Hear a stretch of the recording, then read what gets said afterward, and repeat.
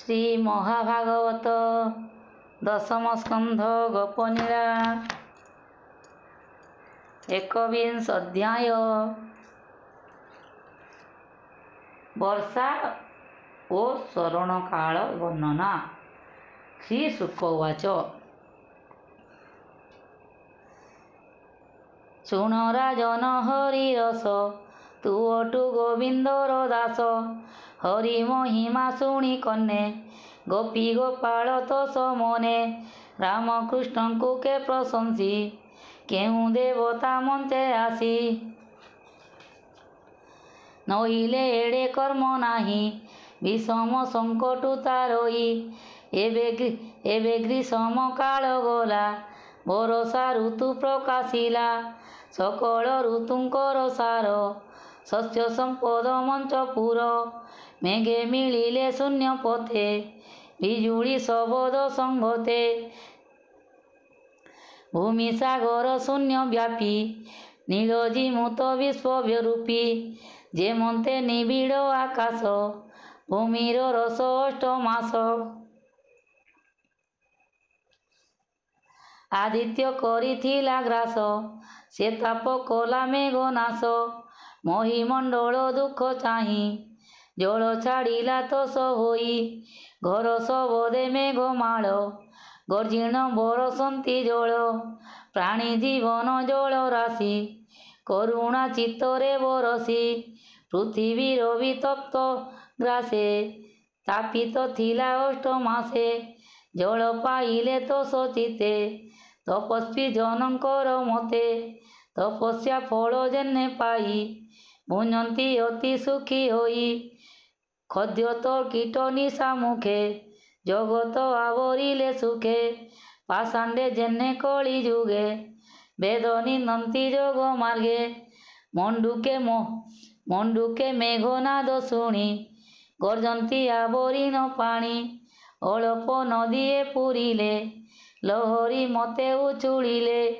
नाना प्रकार शस्य राशि एते पूरित मोहि दिशि छतुजे छत्र प्राय होई विचित्र दिशे मोहि शस्य संपद क्षेत्र मते देखि सानंद प्राणी चित्ते अशेष जीव जल स्थले जल भकिले कुतूहले दिनकु दिन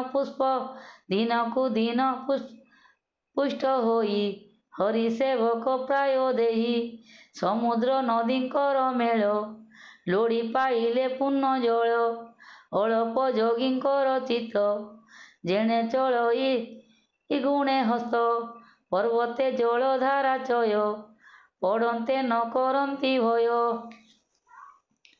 कृष्ण आश्रित प्राणी जेने दुखित नुहोई व्यसने पथ होइला तृणमय बाटरे न मिलिला थय ब्राह्मण वेद पासरिले जेमन्ते हन्ति पचारिले जगबंधु मेघ माळे बिजुली न रहे निश्चले गुणी पुरुषंकर तुले विटपी मन जेने टळे शबद तुले इंद्र चाप गगने श्वेत सात रूप गर्जन्ति गुणे होई जुत निर्गुण पुरुष जेमन्त चंद्र न दिशे मेघाचने मिथ्या वचने सत्य जेने मयूर गिरी पृष्ठे थाई नृत्य करन्ति मेघ चाही अतिथि देखि दिज्व जने जेसने तोष हन्ति मने वृक्षंक मूले तेज राशि वृक्षंक मूले जल राशि फल पल्लव जे प्रशंसी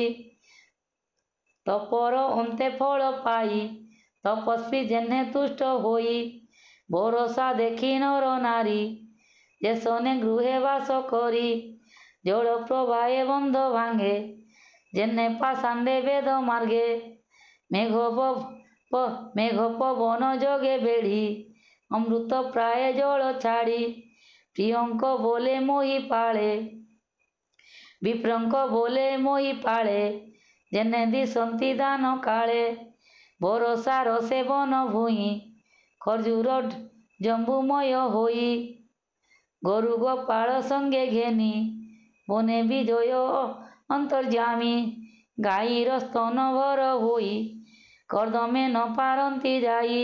କୃଷ୍ଣର ଡାକ ଶୁଣି କନେ ନିକଟେ ମିଳିଲେ ବହନେ। ବନରେ ଯେତେ ଜନ୍ତୁ ଥିଲେ ଗିରି କାନନ ଆଶ୍ରୟ କଲେ।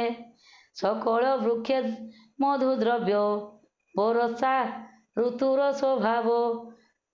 ଗାଈ ଚରାନ୍ତି ବୃନ୍ଦାବନ ଭକ୍ଷନ୍ତି କନ୍ଦମୂଳ ମାନ। ବସନ୍ତି ବୃକ୍ଷ କର ତଳେ ଦିନ ହରନ୍ତି ବୃଷ୍ଟି ବେଳେ।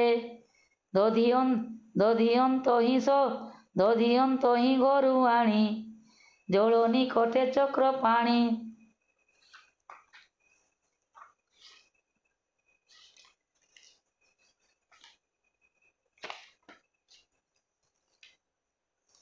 ଗୋପାଳ ମେଳେ ବେନି ଭାଇ ଭୁଞ୍ଜନ୍ତି ଶିଳା ପରେ ଥୋଇ। କୋମଳ ଘାସେ ପଶୁମାନେ ଶୁଅନ୍ତି ନିଦ୍ରିତ ଲୋଚନେ। ବରଷା କାଳ ଦେଖି ହସି ଆପଣା ତେଜକୁ ପ୍ରଶଂସି। ବନେ ବୁଲନ୍ତି ନନ୍ଦବାଳ ପ୍ରବେଶ ଶରଦର କାଳ। ଶୁକ୍ଳ ମେଘ ଯେ ଶୂନ୍ୟ ଦିଶି ନିଷ୍ଠୁର ପବନ ପ୍ରକାଶି। ଭ୍ରଷ୍ଟ ଯୋଗୀଙ୍କ ଚିତ୍ତ ଯେନେ ପୁଣି ନିଶ୍ଚଳ ଯୋଗ ଧ୍ୟାନେ। ଶରଦ ଭୟେ ମେଘ ଗଲା ଆକାଶ ନିର୍ମଳ ଦିଶିଲା। ନାନା ଜୀବଙ୍କର ଗହଳ ଜଳୁ ହରିଲା ପଙ୍କ ଅମଳ। ହରି ଭକତି ବଳେ ଯେହ୍ନେ ପାତାଳ ନ ଲାଗଇ ମନେ। ସକଳ ଜଳ ଛାଡ଼ି ମେଳେ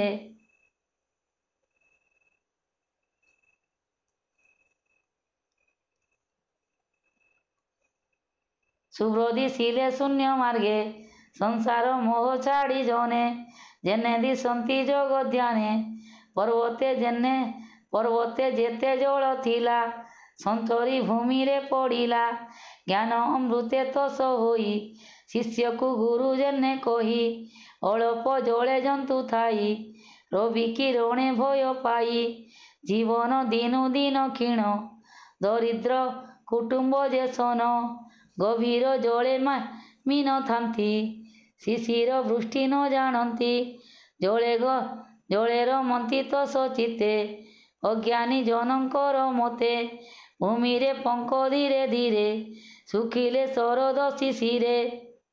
ଯେ ଶନେ ଯୋଗ ଲୟ ପାଇ ଅଜ୍ଞାନ ଭାବ କ୍ଷୟ ଯାଇ।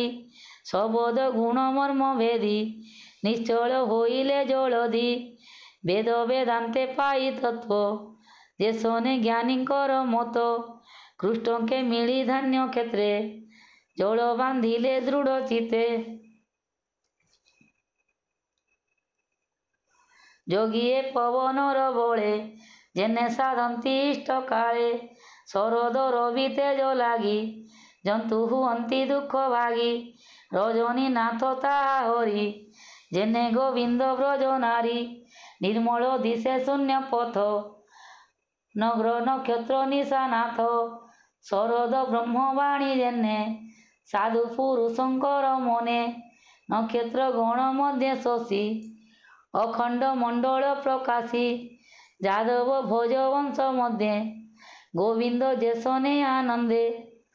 ଚନ୍ଦ୍ର ମୁକୁନ୍ଦ ଜଳ ରାଶି ପବନ ପ୍ରକାଶ ଇ ନିଶି। ଗାଈ ହରିଣୀ ପକ୍ଷୀ ନାରୀ ଶରତ ଋତୁ ମଧ୍ୟେ ଚାରି।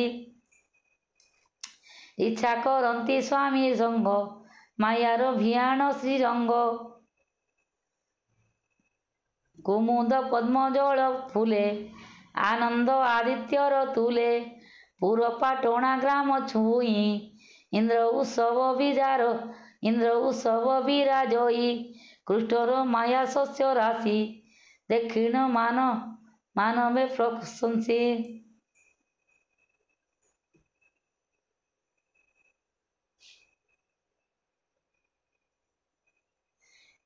ଋଷି ନୃପତି ବଣିଜାରେ ପ୍ରବାସେ ଗଲେ ଯେ ଯାହାରେ। ବରଷେ ଉପବାସ କରି ଯେନେ ଭୁଞ୍ଜନ୍ତି ବ୍ରହ୍ମଚାରୀ। ସୁଜନେ ଭାବ ହୋ ନିରତ କହଇ ଦାସ ଜଗନ୍ନାଥ। ଇତି ଶ୍ରୀ ମହାଭାଗବତେ ମହାପୁରାଣେ ପାରମହଂସ୍ୟା ସଂହିତାୟାଂ 82 ଦଶମ ସ୍କନ୍ଧେ ବର୍ଷା ଓ ଶରତ୍କାଳ ବର୍ଣ୍ଣନେ ନାମ ଏକବିଂଶ ଅଧ୍ୟାୟ।